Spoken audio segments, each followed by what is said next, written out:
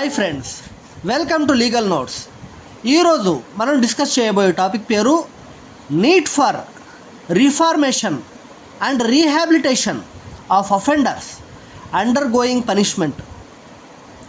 పనిష్మెంట్లో already convict అయిన నేరస్తులకి reformation rehabilitation ఎందుకు అవసరం అన్న దాని గురించి చూస్తే, ఎగ్జామ్ పాయింట్ ఆఫ్ వ్యూలో introduction. Reformation and rehabilitation of offenders are essential to transfer the criminals to law abiding citizens. It help to transform the criminals to law abiding citizens. క్రిమినల్స్ని, నేరస్తులని సిటిజన్స్గా, ఒక మంచి సిటిజన్స్గా, చట్టబద్ధంగా, చట్టానికి అబైడింగ్ అయ్యే సిటిజన్స్గా చేయడానికి ఇది ఉపయోగపడుతుంది. This approach utilises vocational training, education and psychological counselling to address underlying causes of crime. ఈ approach దేనివల్ల జరుగుతుందంటే, వెకేషనల్ ట్రైనింగ్ అంటే మనకి ప్రిజన్లో ఉన్నటువంటి నేరస్తుల్ని వెకేషనల్ ట్రైనింగ్ అంటే ఏదో ఒక ప్రొఫెషన్, ఏదో ఒక పని మీద ఏ వృత్తుల వాళ్ళకి ఆ వృత్తులు అనేవి ఇస్తారన్నమాట పని చేయడానికి. వాటికి సంబంధించిన ట్రైనింగ్ అనేది ఇవ్వడం వల్ల, ఎడ్యుకేషన్ ఎక్కువగా చదివించడం వల్ల, మరియు సైకలాజికల్ కౌన్సిలింగ్, వాళ్ళకి సరైన సైకలాజికల్ కౌన్సిలింగ్ ఇవ్వడం వల్ల crime underlying the causes of క్రైమ్కి సంబంధించిన కారణాలు ఏంటి అన్న వాటి గురించి చేయడం వల్ల ఈ రిఫార్మేషన్ మరియు రీహాబిలిటేషన్ అనేది ఉపయోగపడుతుంది. Key reasons for reformation and rehabilitation చూస్తే, first one, reduce of recidivism. Next, addressing the root causes. Third one, humanitarian approach. Fourth, social integration. Fifth, economical and social benefits. Reduction of recidivism అంటే crime చేయాలన్న ఉద్దేశం వాళ్ళ మనసులో లేకుండా చేయడం.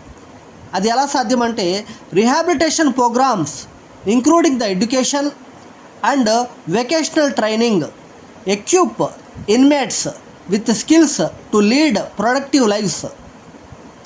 ఇన్మేట్స్కి అంటే ప్రిజన్లో ఉండే ప్రిజనర్స్కి ఖాళీగా ఉండకుండా వాళ్ళకి ఏ వృత్తి మీద ఇంట్రెస్ట్ ఉంటుందో ఆ వృత్తి మీద వాళ్ళకి పట్టు సారించడానికి ఏదో ఒక పని అప్పచెప్పడం వల్ల, వాళ్ళకి సరైన ఎడ్యుకేషన్ ఇవ్వడం వల్ల క్రైమ్ మీద వాళ్ళకి ఇంట్రెస్ట్ లేకుండా చేయవచ్చు. Second one, addressing the root causes. Many crimes are tied to substance abuse, lack of education and mental illness. ఎక్కువగా క్రైమ్స్ దేనివల్ల వస్తూ ఉంటాయంటే, ల్యాక్ ఆఫ్ ఎడ్యుకేషన్, సరైన ఎడ్యుకేషన్ లేకపోవడం, మరియు మెంటల్ ఇల్నెస్, సరైన మెచ్యూరిటీ లేకపోవడం. దీనివల్ల చాలా క్రైమ్స్ అని జరుగుతూ ఉంటాయి. This issues rather than just punishing the resulting behaviour, breaking the cycle of crime. వాళ్ళకి పనిష్మెంట్ ఇవ్వకుండా సరైన అవగాహన కల్పించి సైకలాజికల్గా వాళ్ళ మైండ్ని డైవర్ట్ చేయడం వల్ల రిజల్ట్ ఎలా ఉంటుందంటే, క్రైమ్ని నివారించే విధంగా ఉంటుంది. Third one, humanitarian approach based on philosophy that criminals are human beings capable of change. This approach focusing on curing, not merely punishing. అంటే హ్యూమనిటేరియన్ అప్రోచ్ మానవతా దృక్పథంతో చూస్తే, సైద్ధాంతపరంగా క్రిమినల్స్ కూడా హ్యూమన్ బీయింగ్సే. వాళ్ళు కూడా చేంజ్ అవుతారు, వాళ్ళు కూడా మారుతారు. మారడానికి ఒక అవకాశమే ఇవ్వాలి, కానీ పనిష్మెంట్ అనేది ఒక ఉద్దేశంగా ఉండకూడదు. Fourth one social reintegration.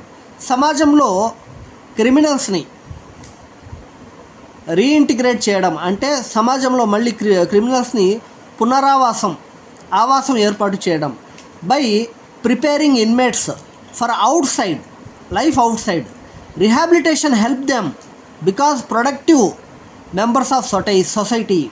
వాళ్ళకి ఒక అవకాశం ఇచ్చి సమాజంలో మళ్ళీ వదిలిపెట్టడం వల్ల వారు మళ్ళీ తమ వృత్తుల్ని వాళ్ళు చేసుకుంటూ క్రైమ్ని విడిచిపెట్టి సమాజంలో కలవడానికి ఒక అద్భుత అవకాశం ఇచ్చిన వాళ్ళం అవుతాము. And the last but not least, fifth one economical and social benefits. Rehabilitated individuals can contribute to economic, reducing the long-term social cost associated with incarceration. మనకు తెలిసిందే. అలా ప్రిజనర్స్ని సమాజంలో వదలడం వల్ల ఏం మేలు జరుగుతుందంటే అసలు మన ప్రిజన్స్ డిపార్ట్మెంట్కి చాలా ఖర్చు అనేది సంవత్సరానికి వస్తూ ఉంటుంది. ఖైదీలకు తినడానికి మరియు అన్ని రకాల విధంగా ఆదుకునే విధంగా చాలా ఖర్చులు జరుగుతూ ఉంటాయి. ఆ ఖర్చులు అన్నీ కూడా తగ్గుతాయి. అంటే ఎకనామిక్గా మన కంట్రీకి మేలే జరుగుతుంది కానీ కీడు జరగదు. Thank you for watching this video. Please subscribe my channel for more videos. Motivate us with your like. Thank you friends.